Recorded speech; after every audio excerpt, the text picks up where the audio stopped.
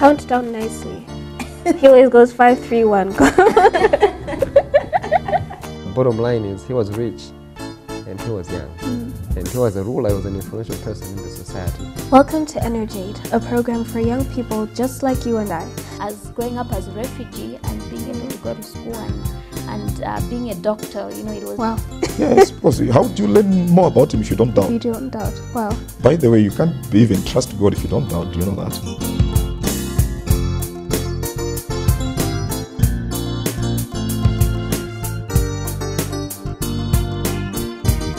Welcome to Energ-Aid, a program for young people just like you and I. My name is Adela, and today we'll be talking about the hookup culture. Here to help me are Lufina and Mischeck Galileya. Welcome. Thank you. We want to talk about the hookup culture. And basically what this is looking at the way people date today. It's kind of about who will get the hottest girl or, you know, who can date the most guys. You know, it's kind of become a game. So we want to talk about this culture that has developed and how we can, as Christians, as young Christians, get rid of it. Now, before we actually begin, what is dating? I don't think I have a proper answer. It's not a textbook answer, but this is what I think dating is. I think it's a phase in a committed relationship where two people are getting to know each other with the purposes of getting married. I would simply define it that way. Okay, and is there anything you'd like to add, Lufina? No, I think it's precisely said everything. It's, yeah. And you guys haven't been married for that long. You recently got married. And before that, did you both know, or individually, what you were looking for in a relationship? I think I did. Did you always know, though? Or was it after some time? I think it was after some time, but I think when I decided to get into a relationship, even before that, I had a list that I was looking for. This is what I want in a woman, and that's the list that I was praying for. That if I don't get any of this, then it better be nothing.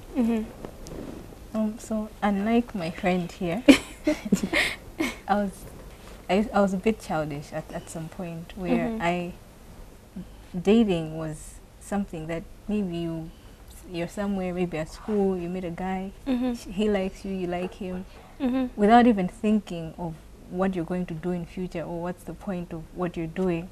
You get into a relationship, and then after a while you realize maybe this is not what I want and stuff, and then it ends. So, and then over time, I think some maturity came in, and Christ also came in, and then I started seriously thinking about this dating, that you need to find, I thought to myself that I need to find, I felt the need that I need a friend, someone constant, that will always be there, that I shouldn't change, keep changing, but then I should have one person who I'll settle down with and have that person. And after that, I started seriously praying about it. I prayed to God that I wanted a friend, a man friend that I want to get close with, get to know, and then finally get married to. And I actually remember the year. It was around 2013. I started praying from 2013. And yeah, I met him, and well, congratulations. Thank you. Now, you know, dating has lost its purpose, and you know, it's nice to see young people like you, you know, very focused on knowing what you want. I think you're setting a great example for us to follow in line through. So thank you for that. But now, how can we as Christians date the right way? Now, looking at, you know, as we're talking about the hookup culture, what is the right way that we should actually be dating? Yes. So I think it goes, the key word is purpose. You need to know what you want, first of all. Like before you get to know, before you get close with anyone, you need to decide what you want. And I think there's this thing, the hookup culture essentially comes from, one, not knowing what you want, and also getting close to people that you know in your heart you would never go anywhere with. Like, you meet someone and you know that this person, I wouldn't marry them, or I wouldn't get married with them, but then you still go and get them very close, and then before you know it, you're too close. Now you want to get out because you've realized, not you've realized, but you knew in the first place. So I think if we want to date the right way, first of all, we need to know what we want and stick to that, and not let anyone who we know will not go anywhere with. We shouldn't let them close, because closeness is what leads to commitment, not commitment, but then it leads to the hookup culture and dating purposeless. Yeah. I think adding to what she has said,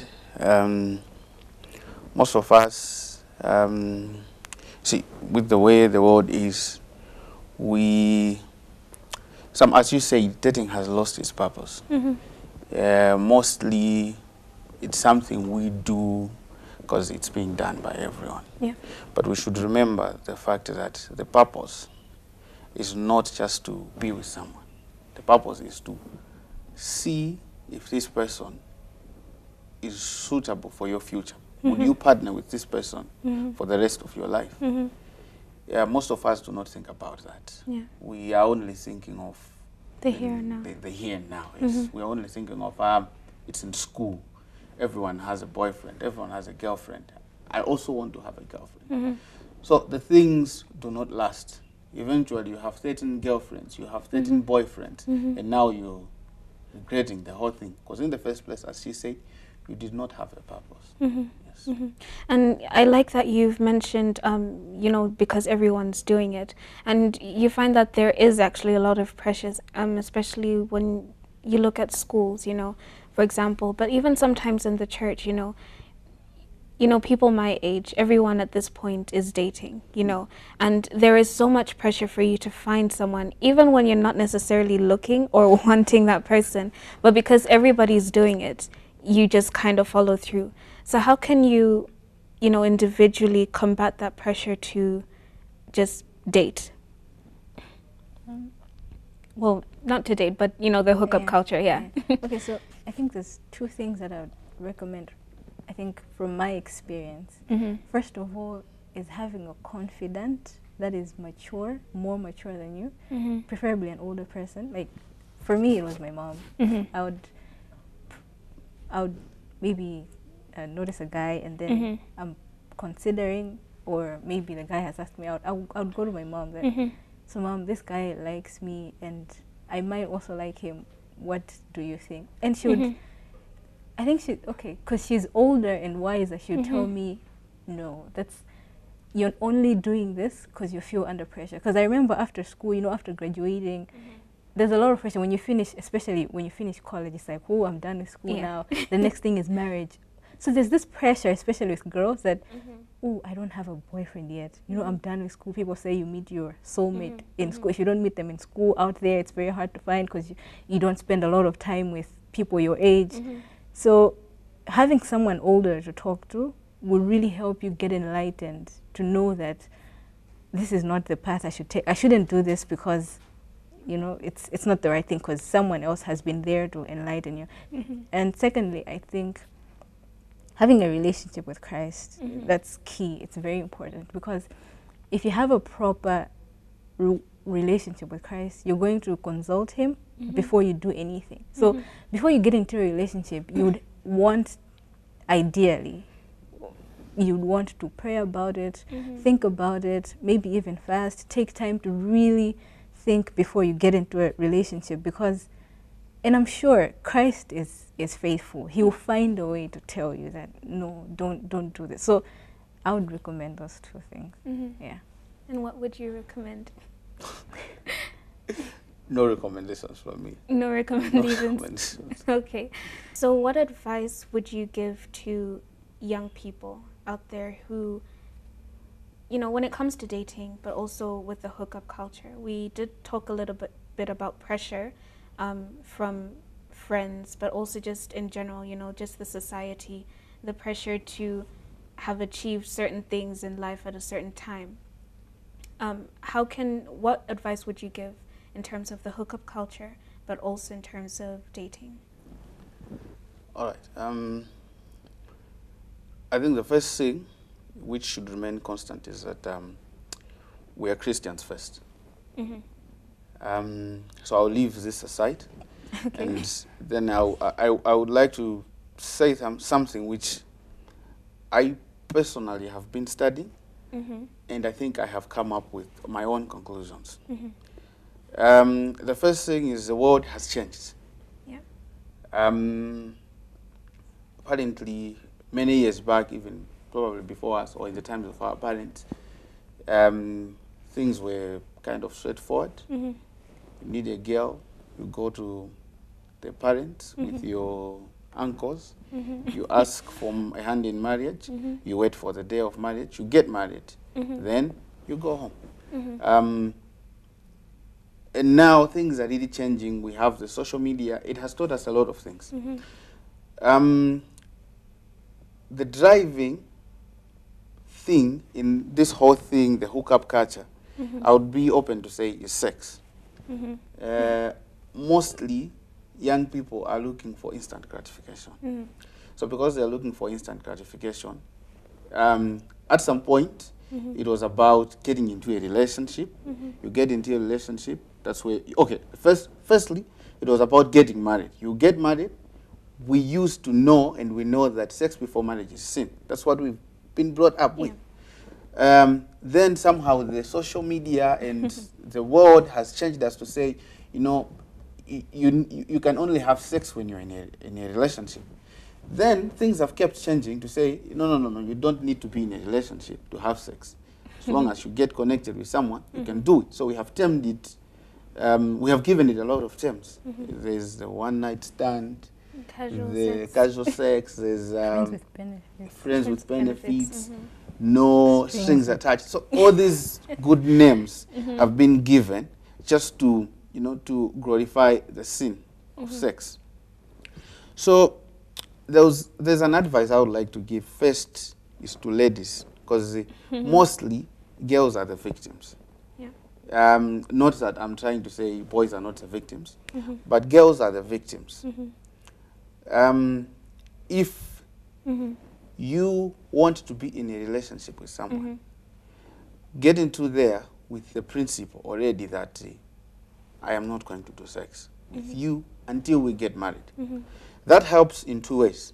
One, if this person is not serious, the only thing they want in the relationship is sex, they'll quickly back down. At the same time, you have shown your values. This person knows that this person cannot do this. So my advice first is to the ladies, say no to sex. To my Christian brothers, I read in a book by Ellen White, Advent Home. It says, trifling with hearts is a sin, and it's a no mean sin before God. We should not think that changing girls is sin before God as something that he smiles at or laughs at and say, he's just being childish. God takes it seriously. When we are approaching a girl, we ourselves should be serious that I am approaching this girl because there's this future. Don't just go to a girl because you want to get something from her. Yes. And is there anything you'd like to add on how, just advice on the hookup culture, but also dating? Okay, I'll start with the hookup culture.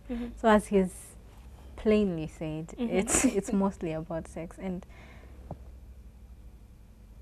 sex was meant for people that are married, and so we've been trying as a people, changing it to make it into something that maybe have it among people that are not committed in any way in a relationship, but one thing that is constant, somebody always gets hurt emotionally, because you say maybe no strings attached, friends with benefits, but because you're engaging in an act that was meant for people that are committed, that are supposed to be committed long term, the attachment begins, and it's not easy to get out.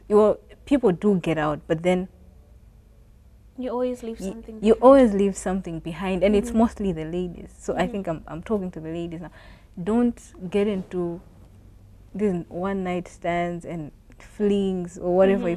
Somebody Situationships. always gets hurt, and it's mostly the girl. So to save ourselves the trouble, I mean, the pressure is there to stay trendy, but it's not worth it. It's not worth it at all because of the emotional attachment that comes, and also there's, even now talking from a health point of view, there's a lot of diseases that come with it, a lot of unwanted pregnancies. I mean, a lot of, you don't want to end up being a baby mama, because that's one of the products of the hookup culture. You know, you're having casual sex with someone who doesn't intend on marrying you, and then they end up getting you pregnant and they don't want to marry you. They're going to marry someone else, and you're there with your baby. I mean, it's better avoided than done. So now talking about advice on dating, I think we've already said it. Yeah. Let's date with a purpose, know what we want, and let's not be, I think now the other thing is, people feel when girls are getting older and you know, they're not finding a guy, or their friends are getting married, so we get into the thing where we compromise our standards.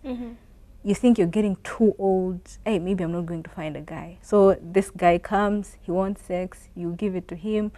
You're hoping that maybe by giving him sex, he's going to become committed and ask you to marry him. But that's not the right way. I mean, let's not enslave ourselves. We're valuable in the sight of God, and the Lord is faithful. He will not, if you're faithful to him and you stay true to his principles, he will not leave you. He will grant you the desires of your heart. So let's stay faithful and trust in God. Yeah.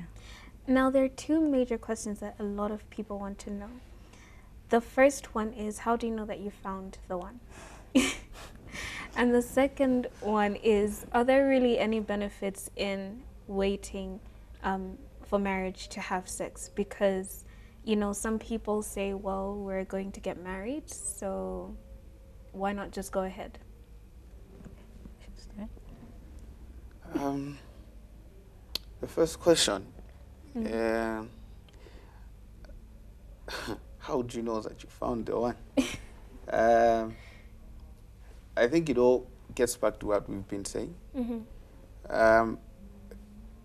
It's you're planning your whole future, so you want to get someone who will be with you the rest of your life, and you cannot do that without involving God. You need to pray about it, and without a doubt, I believe that when God has answered, in your heart you will know that this is truly the answer that I was looking for, or this answer is truly from the Lord.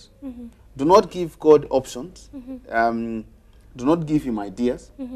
You be honest in praying to him. When he has answered, I believe he will also make sure that you should know that this is the answer. About waiting, yes, there's so many benefits in waiting. As I said, the first benefit is, you know, when you wait, you're already pushing away those people that are not serious. Because if someone came in with only the purpose of sleeping with you, and you have said no to sex, this person will eventually go away. And when you wait, I mean, who doesn't want to live a holy life? You're living a holy life. You know for sure that even in this relationship, we are doing the right thing before God. Yes. How do you know you found the one? I laughed when I heard that question, because it's also a question that I had growing up, and I don't know if guys also like are curious to know, but I think it's a girl thing. I don't know about guys, but then I was also I used to wonder, how do you know you found the one? So I've heard a lot of answers. Some answers are very funny, but so I'll just give my example. How did I know that I found the one? So I don't know if it's the same for everyone, but then for me it was, I told you I was praying. I felt the need that I need a friend, I need someone to settle down with, I need someone who will be my friend, who I'll live the rest of my life with. So I started praying to God. And how did I know that he was the one? So I remember the day. So we were coming from a trip at the lake, and then we sat next to each other. That was the first conversation that we had face to face. And that conversation, I felt we connected so much. The time that we spent seemed like a long time because of the things that we talked about that I wouldn't normally talk about with anyone in such a short time. And we were connected so much, like it was just one, like I don't even know how to, but then I just knew that, man, this guy, I just have never felt that connection with anyone in terms of we like the same things, we're intrigued by the same things, our goals are the same, our dreams about the future, what we want to do. So I was just like, I've never had with anything with such a person. So I was very curious to know more about him and to talk and to get to know him better. So yeah, and that was after I'd started praying and getting to know him after that conversation. Or it's not at that moment. It's not like I decided that I'm going to date him and get married. But then it was that moment that I realized, there's something here. Let's pursue it further. So it might not be the same for everyone, but the key thing is you need to pray. You need to pray and know what you want. And the most important thing is to know what you want and also to pray that your desires should be in line with the Word of God. Because we might want what we want in terms of maybe you want a guy who drives a BMW or something. Well, that's okay, but is that what God wants? Is that in line with, is that the primary thing that you should be looking for in a life partner? So spending time with God, getting to know him, and because he has our best interest at heart. So what he wants for us, definitely what would be best for us. So putting him first, praying before anything, and you will know when you found the one. It's just that simple. You will know. Yeah. And are there any Bible verses in relation to what we're talking about today that you'd like to leave with the viewer out there? Okay, I think I would like to share a passage which is in the book of Proverbs, it's chapter 7, from verse chapter 6. I mean chapter 7, verse 6 up to 22. It's a long story, but it's something that I would like everyone to read for themselves. It somehow talks about the hookup culture. I didn't even know that we would find the hookup culture in the Bible, that someone or people used to practice it back then. But then I found it in the book of Proverbs. I would read a few verses. Okay. Chapter 7, verse 7, it says, "And beheld among the simple ones, I descend among the youths, a young man void of understanding, passing through the street near her corner, and he went the way to her house. And behold, there met him a woman with an attire of a harlot, and a saddle of hat." In brackets, they have put, "She is loud, stubborn, her feet abide not in her house. Now she's without, now in the streets, and lieth in wait at every corner. So she caught him and kissed him, and with an impudent face said unto him, I have peace offerings with me this day. I have paid my vows. Therefore came I forth to meet thee diligently, to seek thy face, and I have found thee. I have decked my bed with coverings of tapestry, and carved works and fine linen of Egypt. I have perfumed my bed with myrrh, aloes, and cinnamon. Come, let us take our fill of love until the morning. Let us solace ourselves with laughs.